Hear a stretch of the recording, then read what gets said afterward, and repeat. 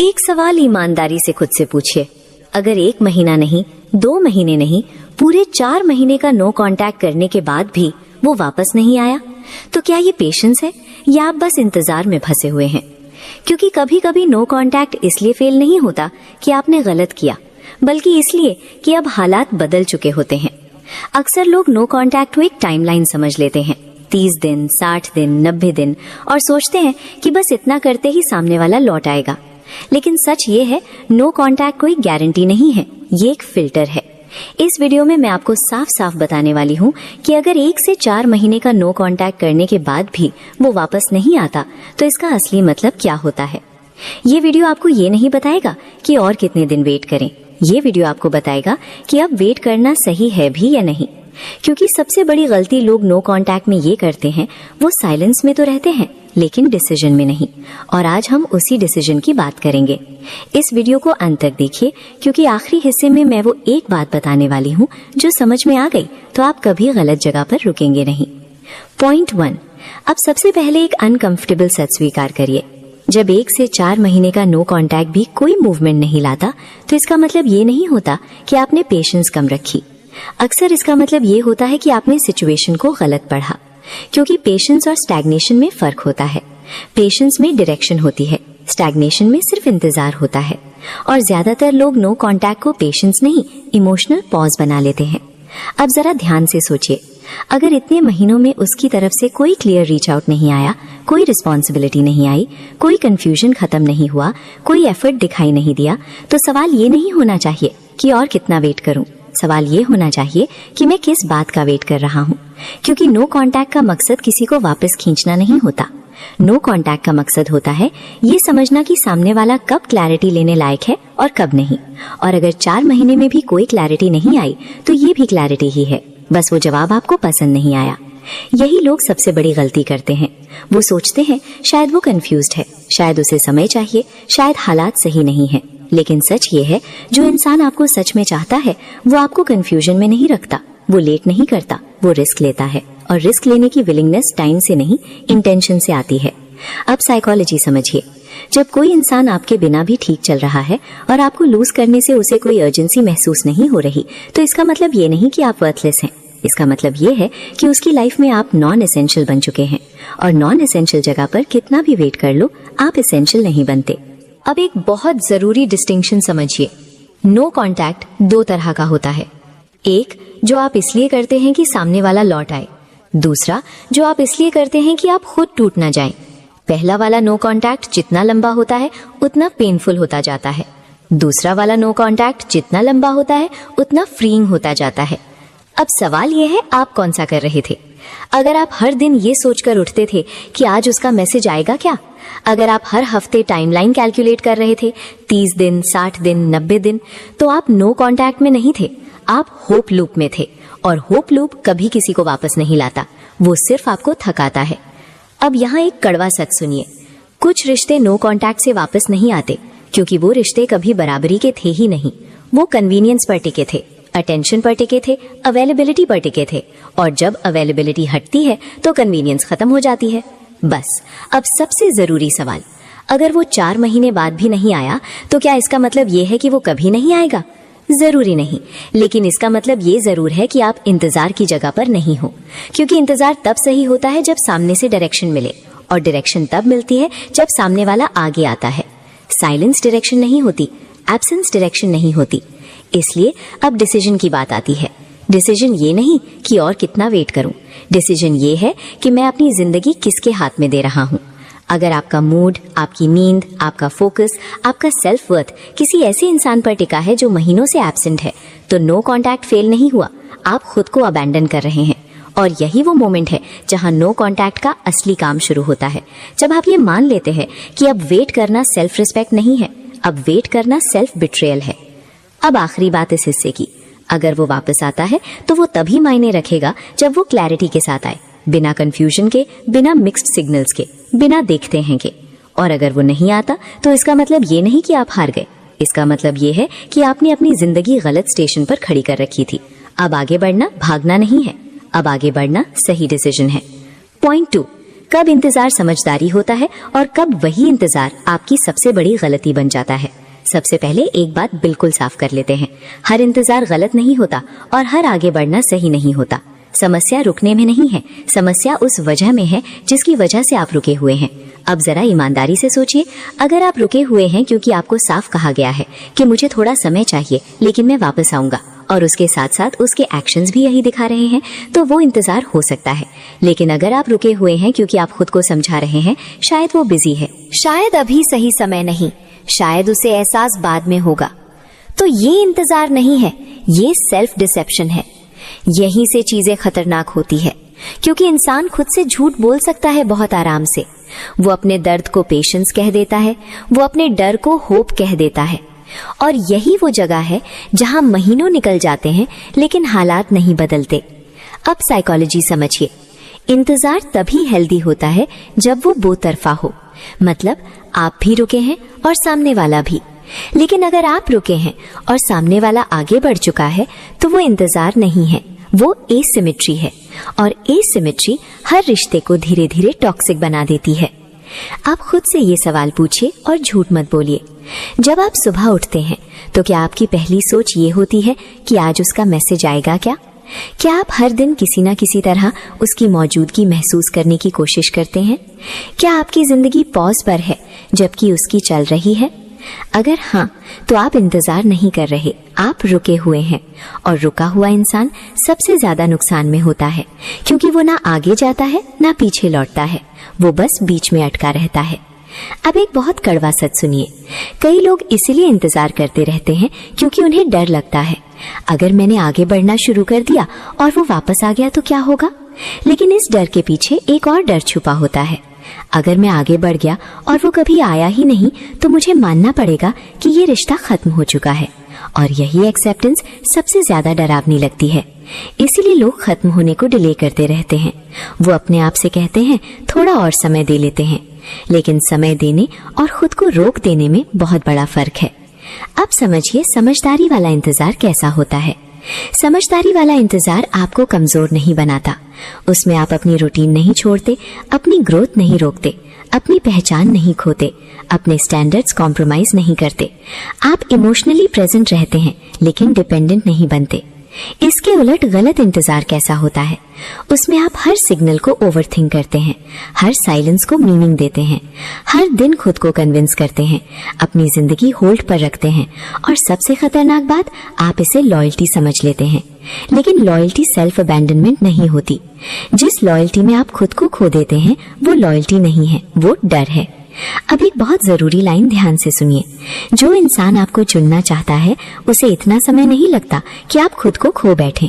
इंसान कंफ्यूज्ड हो सकता है, डरा हुआ हो सकता है, लेकिन अगर वो आपको चाहता है तो वो आपको अंधेरे में नहीं रखता। अब सवाल आता है, अगर 1-2 महीने बाद भी वो वापस नहीं आया तो क्या इसका मतलब ये है कि कभी नहीं आएगा? जरूरी नहीं, लेकिन इसका मतलब ये जरूर है कि आप इंतजार की जगह पर नहीं हो, क्योंकि सही इंतजार में आपको ये सवाल पूछने की नौबत ही नहीं आती। अब खुद से ये आखिरी सवाल पूछिए, अगर आज कोई नया इंसान आपकी जिंदगी में आए जो आपको क्लैरिटी दे, एफर्ट दे, प्रेजेंस दे, तो क्या आप उसे सिर्फ इसलिए ठुकरा देंगे क्योंकि आप किसी ऐसे इंसान का इंतजार कर रहे हैं जो महीनों से गायब है? अगर हाँ, तो आपका इंतजार आपको आगे नहीं पीछे खींच रहा है। पॉइंट 2 का सबसे बड़ा सच यही है, इंतजार तभी सही है जब वो आपको मजबूत बना रहा हो। जिस दिन इंतजार आपकी सेल्फ रिस्पेक्ट, आपकी खुशी और आपकी पहचान छीनने लगे, उस दिन वो इंतजार नहीं रहता, वो आपकी सबसे बड़ी गलती बन जाता है। और आखिरी लाइन जो आप इस पूरे पॉइंट का सार बना सकते हैं, जो इंतजार आपको खुद से दूर कर दे वो किसी के पास कभी नहीं पहुंचाता। पॉइंट 3, आगे बढ़ना तब शुरू नहीं होता जब आप उसे भूलने की कोशिश करते हैं, आगे बढ़ना तब शुरू होता है जब आप अपनी जिंदगी वापस लेना शुरू करते हैं। सबसे पहले एक बहुत बड़ा भ्रम तोड़ते हैं।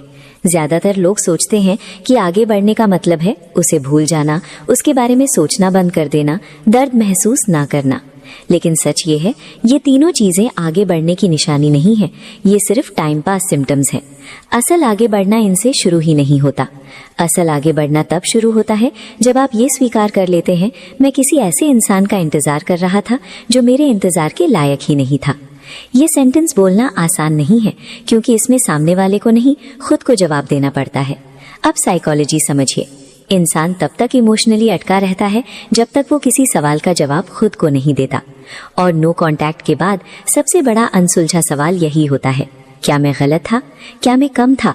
क्या मैंने ज्यादा उम्मीद कर ली? पॉइंट 3 में आप पहली बार इन सवालों से भागना बंद करते हो। आप उन्हें दबाते नहीं, आप उन्हें एनालाइज करते हो। और यही एक बड़ा फर्क आता है। आप ये नहीं पूछते वो क्यों नहीं आया, आप ये पूछते हो मैं क्यों रुका रहा। और ये सवाल आपको विक्टिम से डिसीजन मेकर बनाता है। अब ध्यान से सुनिए, जब आप किसी इंसान का इंतजार करते हो जो आपको क्लैरिटी नहीं देता, तो असल में आप अपनी जिंदगी किसी और के हाथ में दे देते हो। आपका मूड उसकी एक्टिविटी पर निर्भर हो जाता है, आपकी नींद उसकी यादों पर निर्भर हो जाती है, आपका कॉन्फिडेंस उसके लौटने की संभावना पर टिक जाता है। पॉइंट 3 में आप ये पावर वापस लेते हो। पावर वापस लेने का मतलब ये नहीं कि आप स्ट्रांग बन जाते हो। पावर वापस लेने का मतलब है आप रिस्पॉन्सिबिलिटी लेना शुरू करते हो। आप ये मान लेते हो, अगर मैं दुखी हूँ तो ये मेरी जिम्मेदारी है कि मैं खुद को यहाँ से निकालूं। और यही मैच्योरिटी है।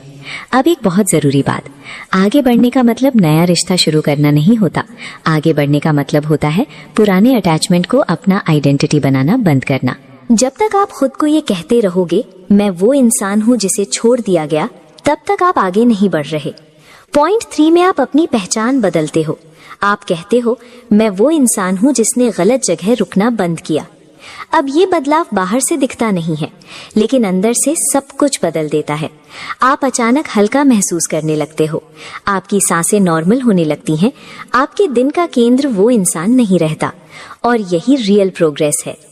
अब यहाँ एक बहुत कड़वा सच, कुछ लोग इसलिए आगे नहीं बढ़ते क्योंकि उन्हें लगता है अगर मैं आगे बढ़ गया तो इसका मतलब होगा कि वो कभी मायने ही नहीं रखता था। लेकिन ये झूठ है।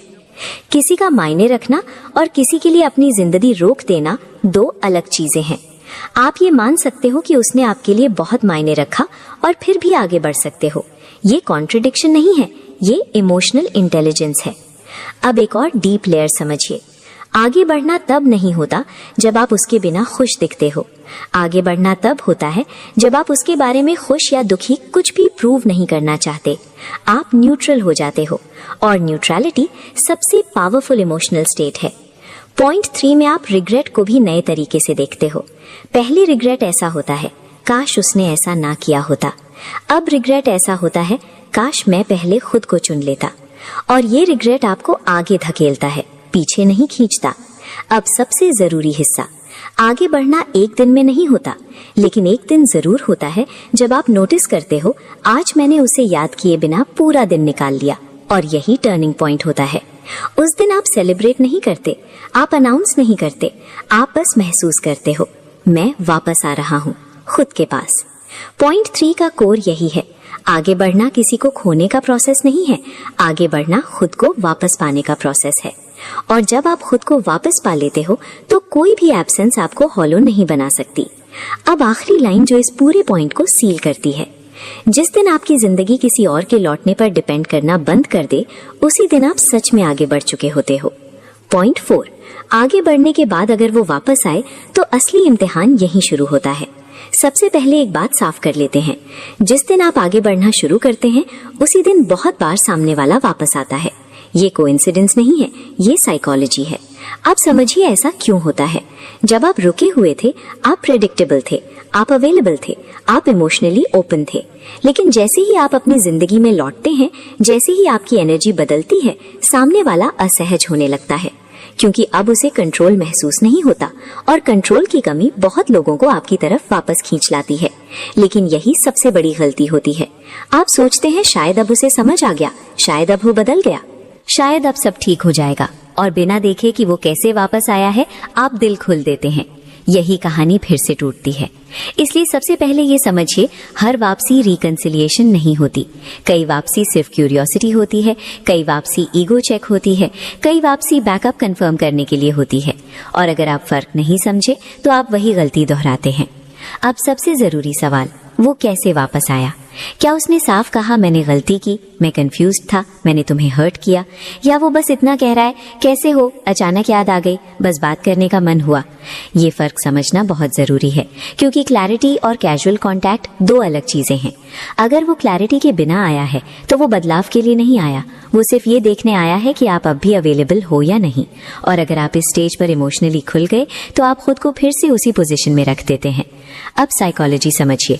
इंसान तब तक बदलता नहीं जब तक उसे अपने एक्शंस का कॉन्सिक्वेंस महसूस ना हो, और अगर वो बिना कॉन्सिक्वेंस के वापस आ सकता है तो बदलाव की कोई जरूरत नहीं पड़ती।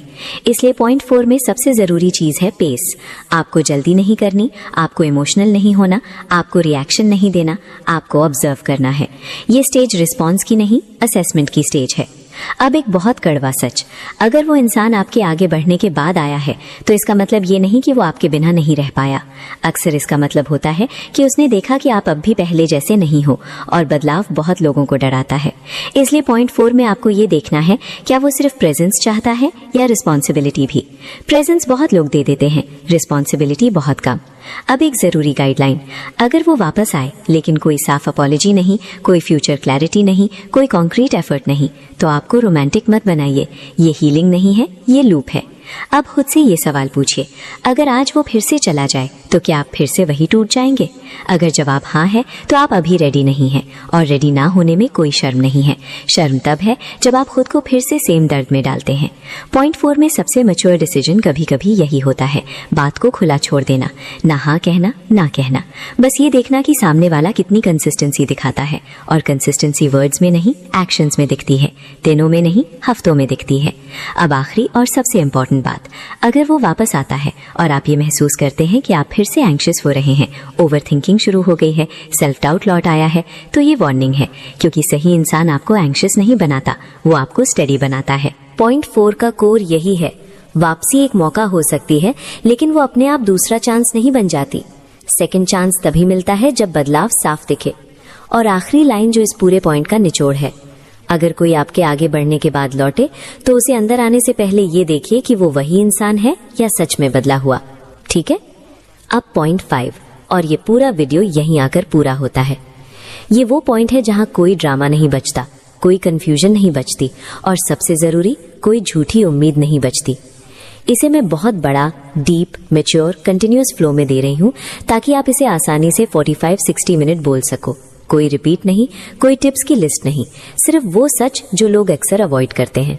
पॉइंट 5, कभी कभी नो कांटेक्ट का असली काम किसी को वापस लाना नहीं होता, बल्कि आपको उस जगह से बाहर निकालना होता है जहां आप रुक गए थे। अब तक आपने ये मान लिया है कि आपने 1 महीना, 2 महीने, 4 महीने नो कांटेक्ट किया। आपने खुद को रोका, आपने खुद को संभाला, आपने उम्मीद रखी, और फिर भी वो वापस नहीं आया। अब यहीं पर सबसे बड़ा साइकोलॉजिकल फोक आता है।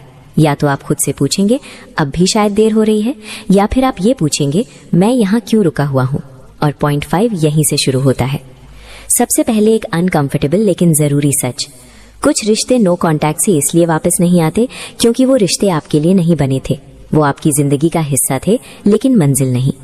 और जब कोई रिश्ता आपको महीनों तक अनसर्टेनिटी में रख सके तो वो रिश्ता आपको कभी सिक्योरिटी नहीं देने वाला। अब साइकोलॉजी समझिए, इंसान तब तक किसी रिश्ते से जुड़ा रहता है जब तक उसे लगता है कि वहां से कुछ मिल सकता है, लेकिन जब 4 महीने तक कोई क्लैरिटी नहीं, कोई एफर्ट नहीं, कोई अकाउंटेबिलिटी नहीं, तो दिमाग को एक बात समझ आ जाती है, ये बंद दरवाजा है। बस दिल को समय लगता है इस सच तक पहुंचने में। पॉइंट 5 में आप पहली बार ये मानते हो कि शायद नो कांटेक्ट फेल नहीं हुआ, शायद नो कांटेक्ट ने आपको वो आंसर दे दिया जिससे आप डर रहे थे। साइलेंस भी जवाब होता है, एब्सेंस भी डिसीजन होता है।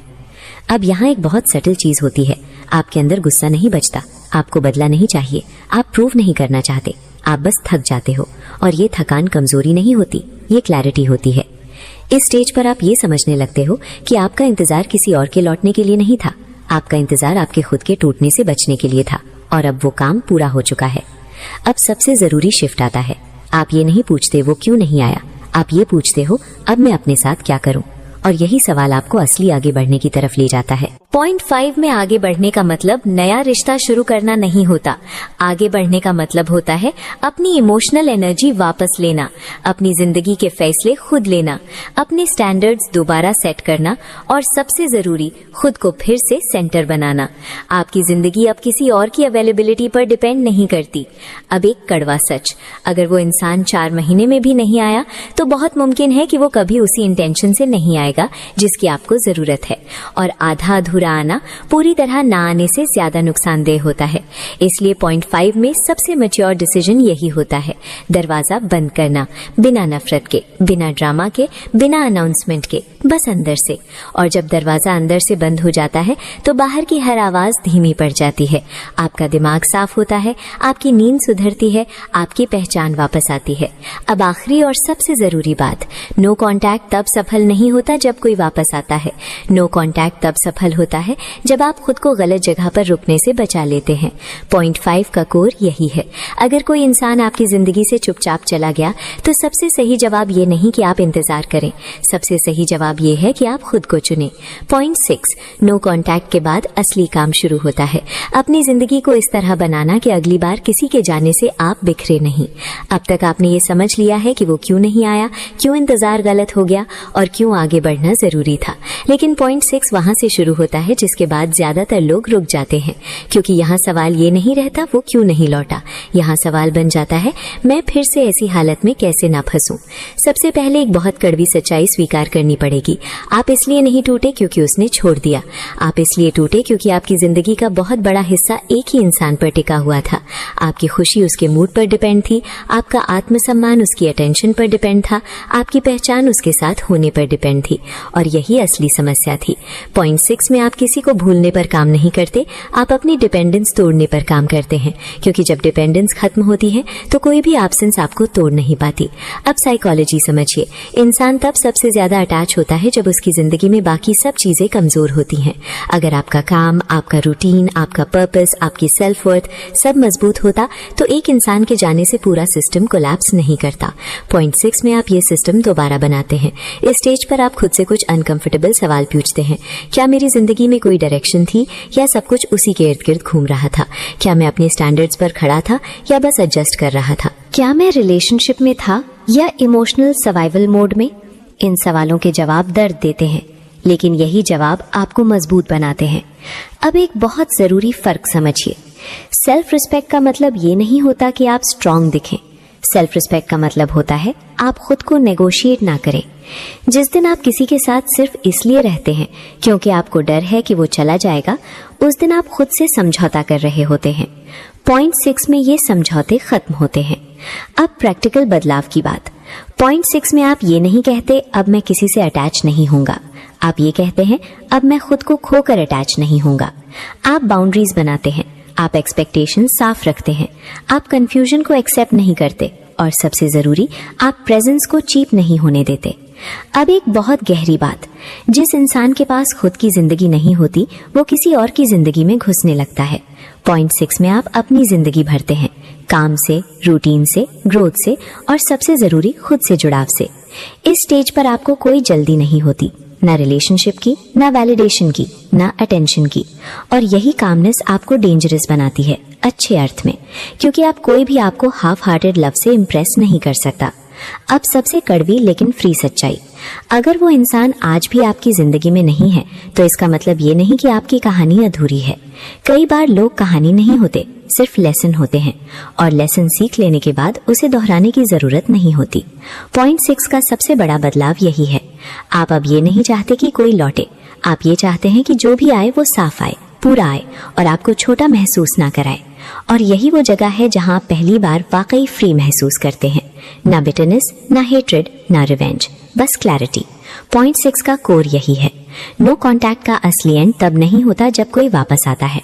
नो कॉन्टैक्ट का असली एंड तब होता है जब आप दोबारा खुद को खोने से बचा लेते हैं।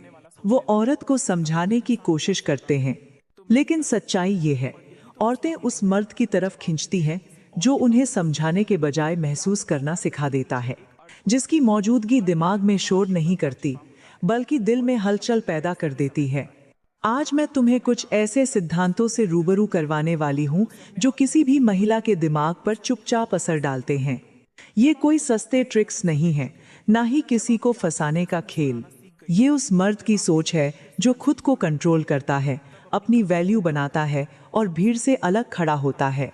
और जब कोई मर्द इस लेवल पर पहुंच जाता है तो वही औरतें उसकी तरफ खींचने लगती हैं जिन्हें वह पहले सिर्फ दूर से देखता था।